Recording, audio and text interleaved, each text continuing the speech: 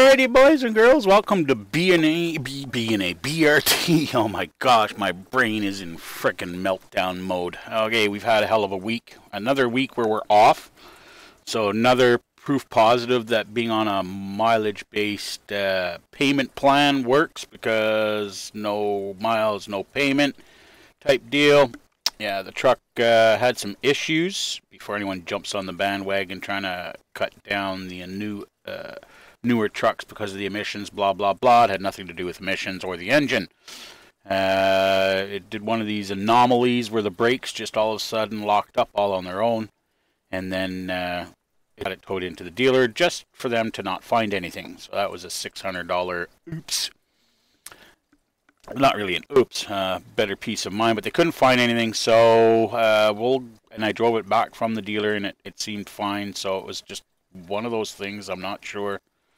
Hopefully it doesn't do it again, but at the same token, I hope it does do it to the point where it has to go in and I can demand my money back and get it reimbursed under warranty. Anyway, okay, so Q&A, and comments, etc. All right, so it's been a while since I put out the video, lease purchase video, first quarter explained. I want to remind everyone it was the first quarter of the last quarter of the year, end of the year.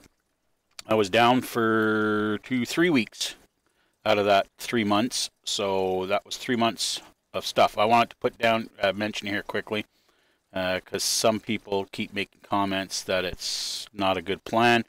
Michael Walraven, we'll just highlight it here for you guys. This one right here.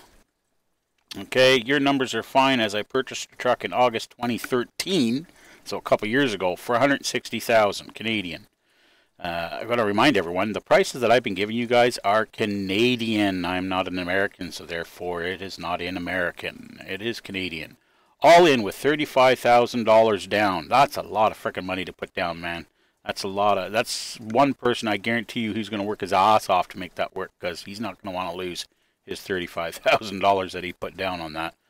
And payments of $25, $35, $19 per month over 5 years or 60 months. Prices have also risen in Canada due to the rise in the US dollar, blah, blah, blah. All right, so that's just a part of the proof there that, you know, the 160 grand that we're paying through Celadon, total with the buyout and the lease payments, is pretty much right on the money for a new truck. And, you know, like I said, average was $2,500 a month for a truck payment. His is just a tad over. I know some people are a tad under. New trucks aren't cheap, man. A lot of people are trying to compare new trucks with used trucks and payments, and it doesn't work. Alrighty, so moving right along. Okay, so I want to touch on this one here, and it's not to cut him down or anything. I don't want anyone saying anything bad about him or anything like that, okay? This guy here, Yolfan 2222222. Anyways, he's been around for quite a while. He's not a troll, so don't anyone mention that he's a troll. I won't call him a pessimist. He's a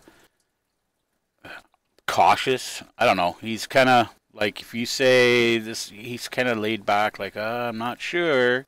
But anyway, whatever. He says he believes that tying yourself to a mileage-based lease, basically, that you're tying the rope to hang yourself. Using mileage, you're putting a cap on how much you can make. You have to push the truck harder and run faster to make money. You don't have to run faster, but anyway, which is, in the end, still has a cap. I run with revenue. I run around 57, 65 miles an hour. That's actually a pretty wide gap, which saves wear and tear and fuel, blah, blah, blah. Anyway, okay, so it's this tying yourself to the mileage thing, okay? And just quickly to note, if you're going to run, if you average 65 miles an hour, you got to run pretty much 70 miles an hour constant. And people just really don't, they say, oh, I run 65 miles an hour all the time. That's my average. No, it's not. You'd be running at 70 miles an hour all the time, and just to average 65. Why? Because when you stop, traffic, construction, cities, you all slow down for them, so it lowers your average. But anyway, we're not going to get into the particulars about that. I just love people when they say, I run 70, 75 miles an hour all the time. No, you don't. Anyway, okay, so yes, you are putting a little bit of a cap on yourself when you run mileage. The only way to make, there's a couple of ways to make better profit on mileage. A, like he said, you do have to run more miles to make more money. B, you have to get the fuel mileage. The better your fuel mileage is, the higher your profit will be in that end. Okay, so that leaves us with what's the other option? The other option would be percentage pay programs. Now, these programs can be great if you have a good company. An example, would pretty honest and open about how they do it. Even though a lot of people will not mention it when you talk to them, they're like, oh yeah, we get 100%. No, nobody ever gets 100% of the freight rate. I'll tell you that right now. I'll argue with you until we're both blue in the face. Okay? If a load, for example, is paying $1,000 from the shipper to go from point A to point B, and you have a company like, let's say, just for shits and giggles here, Landstar, who brokers their loads out to their drivers type deal. It's kind of what it is. They have agents, whatever, you can call them whatever you want. It doesn't matter. Dispatchers are dispatchers, agents, brokers, whatever. They're load brokering for their own company. So anyway, so their load brokering portion of their company will take a small percentage off that. They're going to be a large percentage. Some companies is, but in many cases for the smaller companies that do it, what they'll do is they'll take off 100, 150. I've seen it, up to 25%, $250 off that 1,000. That's a rarity, but a lot of them will take 10, 15% off of the base for their brokering service. FLS was another company that did this quite a bit here in Canada. But they'll take that percentage off. So that leaves you, let's say it's just out of shits and giggles, it's 10%, a low number.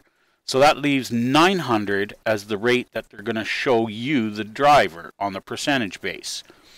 Now, out of that 900, you're going to get 70, 80, whatever percentage agreement you are with them. So let's say you see a load going from point A to point B, they're posting it at $900. You say, hey, yeah, and you work it out the mile, average $1.85, $1.90 a mile for whatever it is, short little load. Great, so you grab it, and you drive there, whatever, it's 100 miles, let's say 150 miles empty to that customer to go pick it up. You get there, and all of a sudden the load's not ready. Okay, whatever, you wait a little bit, and then all of a sudden, bang, the load cancels. Well, guess what? That 150 miles, this is where a lot of people get really confused and they go, oh, that's impossible. It can't be. They have to pay you. No, they don't. You're on a percentage-based lease. You ran those empty miles now just for nothing.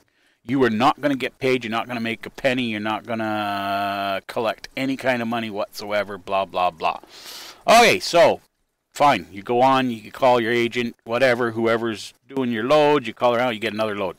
You got to go to now another, let's say, 75, 80, 100 miles, whatever, to the next place to go pick up a load. And you get there, and now, again, the load is canceled. Well, guess what? You're not getting paid again. My point behind that, now I know that doesn't happen all that often, but my point is you are taking a higher risk when you are running on percentage. You run those empty miles, you do not get paid for them. Okay, and for whatever reason, those loads do and can cancel. Anything and everything can go wrong in that sense. When it goes right, it's great. Yes, you'll make money. However, you got to be really good at business, and you got to be on top of everything when it comes to percentage base to know exactly what you're going to get, know what your bottom line is, and be able to break it down what your empty and loaded miles are going to be, what you're going to be paid, because that $900, whatever you're getting for your load, you have in that and break it down to what your cents per mile is on that. So either way, you're still breaking it down to a cents per mile. A lot of lease operators also, or not lease operators, percentage pay based operators have to end up paying out a lot more in expenses, i.e. plates, insurance, whatever. There's all kinds of added on charges that I myself am not paying. So, and the owner operators, whether they be lease or purchase or whether they be regular owner operators, however you want to call it, they do not pay on the mileage base, pay that you would on the percentage-based pay. So the payoff is ongoing percentage. Yes, you can make more money if everything goes right. On mileage pay base, if they send you someplace 100, 200, 300 miles empty, you are still being paid. Now, with that being said, there are some companies that do pay a smaller rate for empty miles. I would never work for one of these companies. No, you either pay me the same empty and loaded, or I don't work for you. Pretty simple concept, huh? Anyway, so I'm sure there's going to be some questions on that. Hopefully I explained that a little bit. Yes, percentage, you can make a little bit more. But mileage is safer. Let's leave that as the word of the day. Safer.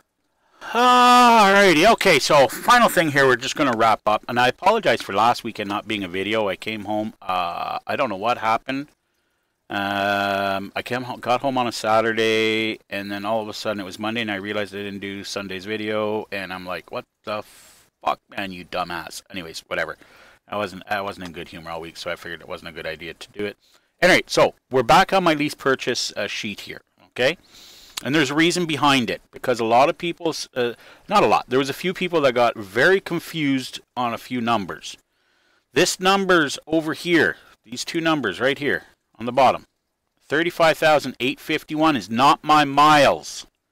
It's what my total revenue was for the quarter, okay? A lot of people seem to think I did 35,000 miles and that my revenue was only 25,800. So let's break these two numbers down. Mileage at $1.02 per mile, and there's nowhere on the sheet that it says mileage, by the way. It says how many miles I did. Just to get that right off the bat, because a lot of people seem to have gotten confused with that. At $1.02 per mile, I made $25,839. Then I got my fuel surcharge, which was a total of $9,846.42 added to the $25,000 plus the hourly work here, which ended up giving me a total of, plus my hourly, gave me a total of $35,851. That was my revenue. That's how much money I made. Okay? If you want to know, because people probably read mileage too, but then again they would have been wrong because they were saying I did 35,000 miles and only made $25,000. Some people a little screwed up on that one. Okay, you want to know how many miles I did? It's real simple. 25,008. Let's go to the handy calculator here. Where's my calculator? There's my calculator. All right, so 25,000 is simple math. $839.66. Now this comes up with a really weird number. I'm going to tell you that right now. Now in this particular calculator, this is the divide by $1.02, which is my base rate. That's how you figure it out. Your total mileage revenue divided by your base rate equals, that's how many miles I did. 25,333 miles is what I did mileage wise, okay, for the quarter. Should have been at 30,000 as the average at 10,000 per month. However, I was off for 3 weeks, so technically I did pretty good. So my average is actually really good on the weeks that I did work. Okay, so does everyone understand that? Okay, this is my base pay at $1.02 per mile. The next line here is what I got paid fuel surcharge. This number gets added to this number, which gives us a total of $35,851 for revenue. Not the other way around, guys. There was a few of you that seemed to, and then they, of course you got more into the math and trying to tell me exactly how much I made per mile and that I was crazy. No. You're the crazy one because you didn't pay attention to the video. You remember what I said at the beginning of that video? You people need to pay attention. Okay? Don't read into it something that it's not. There was one individual who didn't bother putting that in, just said, did I see right or are my numbers wrong, blah, blah, blah. And I corrected him, say, yes, your numbers were wrong, rewatch the video. And I told him that, those were not my miles. But anyway, so this is what I got paid mileage-wise. This is not my miles. This is what I got at $1.02 per mile. This is what I got for fuel surcharge through the various fuel surcharges. This is my total revenue for the quarter for 3 months, even though I was off for 3 weeks. All right. Okay, so I want to talk about Run Hard, Get Paid here. Abe Attila. Just real quickly, he did a video a while back on, I think it was 60 Minutes, The Ugly Truth of Trucking, blah, blah, blah. He did the interview. And we're on his homepage here, guys. Go check out Run Hard, Get Paid's homepage on YouTube. I'm going to go through some of the other guys that I want you guys to go through also. Anyways, he did that video on The Ugly Truth of Trucking, blah, blah, blah. Now, I didn't make any comments at the time because, I mean, he's a smart enough driver. He knew what the issues were, and, you know, he stopped himself from getting in trouble, and he did the right thing. Now, what he should have done to begin with, because I've heard a lot of guys talk, and I've seen a lot of comments on his and stuff like that, and they slam him and blah, blah, blah, and I don't think that's right. Guys, if you need to know what your limitations are, okay? He did a load or where he went to whatever place, blah, blah, blah, and then he did his 10-hour break, and then they got him to get up and move an hour, whatever it was, 2 hours, a few miles down the road, and then they wanted him to take another 10-hour break to do a run. Right then and there, my red flags go up, and I immediately say no. Okay, my company has tried that with me, and I do not double stack brakes. Plain and simple. Yes, in theory it sounds great. Oh, you've had all this time off. But I don't know about any of you, but once I've had 10 hours off and I'm not able to go back to bed and re-sleep. Therefore, if you're putting a load on me that is not hot and that can just, you know, whenever, okay, that's fine, I'll double stack, I'll go pick up the load, I'll drive an hour or two, then I'm going back to bed. And you're going to understand that, my dispatcher's going to understand that right off the bat. I will not drive all night. Not double stacking brakes. Not going to freaking happen under any circumstances. And I'm going to say this to all you new guys and all you experienced guys, all you veterans, all you semi-new, semi-used, whatever. Do not double stack your brakes. You will find yourselves in a world of hurt. And yes, there's some people that will say, oh, well, I do it all the time. Well, then you're a fucking idiot. Okay? And I'll tell you why. Because one of these days, it will come and bite you in the ass. You can do something like that 100 times over and never have a problem. But that 101st time, something's going to happen, and it's going to cost you your life, or it's going to cost someone else their life. Okay? If, you know, you just know. You have to say no. Do not let dispatchers threaten you. Do not let them force you into anything whatsoever. My gosh, people, it's not rocket science. You know, well, who was it that said it? Barbara Bush, back in the day when her husband Reagan was in. No, who was it? Who was it that did it? No, Nancy Reagan, or was it Barbara Bush? I can't remember. Who was on that drug campaign that, you know, just say no. In trucking, just say no to the dispatchers, okay? And if they threaten you, you know what? You have a case. And if they do fire you, you have a case. And yes, you're going to say, well, you know, they'll do it in other ways. They'll start giving you shitty loads. You still have a case, okay, at that point. You document everything. Abe documented it. Not necessarily the right way, but it was the only way he could at the time. But, yes, you document everything. If they start giving you crap loads, you keep it all documented. It's pretty simple. Anyway, cover your ass. CYA. Anyway, next, moving along. Okay, so I'm getting a lot of new guys asking about lots of questions. I know I don't do the driving videos anymore, and BRT doesn't have a lot going on other than, you know, the occasional video like this. So, guys, who's good to watch? Well, number one, Run Hard, Get Paid. And well, right away, we're going to go here. I see Joseph Cannell. Another good one to watch. He's got a lot of good, useful videos back there, okay? Everyone's got Trucker Josh up here. He's the number one out there right now. He's surpassed me long time ago, and he's doing fantastic. Okay, that's another one to watch. Trucker Josh and Diesel. Okay, he does a lot of driving videos. He's got a lot to offer. His is about his life. He's not there to teach you guys anything. He's just there showing what he does. Plain and simple. Keeping it simple, plainly. Okay, so go watch Trucker Josh. He's got a couple other here's that I like also. Allie Knight. Another good one for you guys to watch. Oh, Allie Knight, your video goes off right off the bat.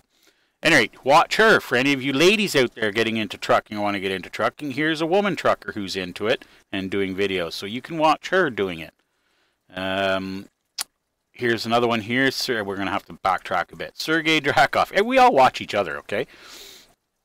He's great because he's an owner-operator. He used to be with Landstar. I'm not sure who he's with now. I'm not really 100% caught up on his stuff. But he did go out and buy a new truck. He bought a, not this thing here, in this picture, right here. Here it is here. He's doing heavy haul now. So he's in a different aspect, a very niche aspect of trucking, where you can make a lot of money if you're willing to, you know, get into this field. You know, but it costs money to get into it too. You don't just necessarily jump into it. And you have to have the experience, because hauling this heavy machinery, you have to be good at what you're doing, okay? So, anyway, watch Sergey. He's pretty good when it comes to that kind of stuff. He's got some older videos that are really, really good. All right. Oh, wow. See, everyone watches everybody. I'm telling you. Let's go here for you couples, you husband, wives that want to team together. Now, that's a very, very hard thing to do. Some people are good at it. Others are not. It ends up wrecking relationships. But go to the Jade and John show. This is a husband-wife team that run down the highway together.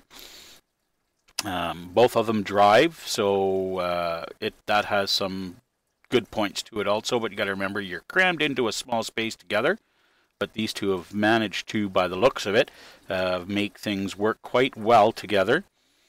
So they got a lot of really good videos up there for you guys to watch. John seems to be quite the little handyman and have lots of little handy tricks for a lot of you guys out there. So make sure you watch that channel. They're pretty good. All right. Everyone watches different stuff. Let's pop back one here. Little Guy Trucker Show. He's another good one. He doesn't do videos while driving either. But he has a lot of, he's got some opinions, let me tell you, but he's good to watch, and he won't BS you. He'll tell you the shit like he sees it. I'd wish he'd stop vaping, whatever the fuck you call that there. That just looks like ridiculous, but anyway, that's my opinion. I guess it's better than actual tobacco, so. But anyway, yeah, so he works for Raven, I believe. Haven't watched him in a while, so I don't know if he's still there. I hope he is, because they seem to be a good company. He's another one to watch, okay? Watch him. He's got some pretty good opinions on stuff. Just trying to think who else there was. I know I've missed somebody. Well, I didn't even notice that's a picture of Sergey's new truck, and it's got that lift axle on the front. Not sure. I guess he had to go the smaller bunk and whatnot for the weight. Keep the weight down. Who else was there? There's Mr. Sinister, the trucker. He's a very positive individual. He's on the Big Rig Talk. YouTube, what's up? Oh my gosh. Boy Sinister. Jesus, Murphy there, Mr. Sinister. Very fast talker. Go, go, go, go.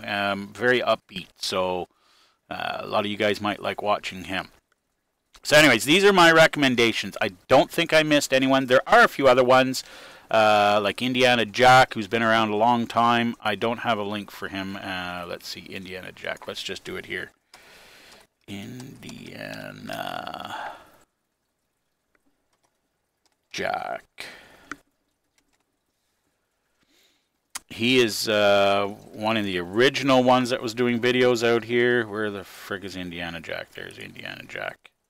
He was doing the videos before me. So he's got some good stuff to offer also.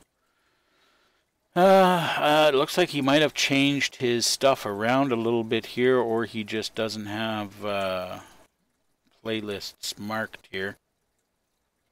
No, he's definitely changed his videos.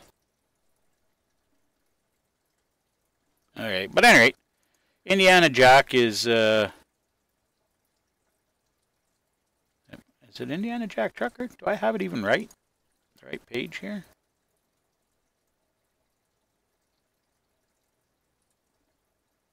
I'm pretty sure there's only one Indiana Jack. So, I mean, come on. Anyway, that's the other one. And then, of course, there is... How the hell do I even get to me? Damn it. I've been out here 3 years. I don't have quite as many subs as some. A little bit slower on the rise now. But it's still, you know, I'm working at it, guys. I'm not worried about the subs. I do the videos that I do. And hopefully they're meant to help people. Oh, there's also Peter Anderson, India Jack Trucker, yeah. Anthony Foster really doesn't do much in videos anymore. Big Cat Trucker. 1776 Films. He used to do some good videos, but then he stopped. I've got to update some of these. I don't have a few on here. I do on my other channel.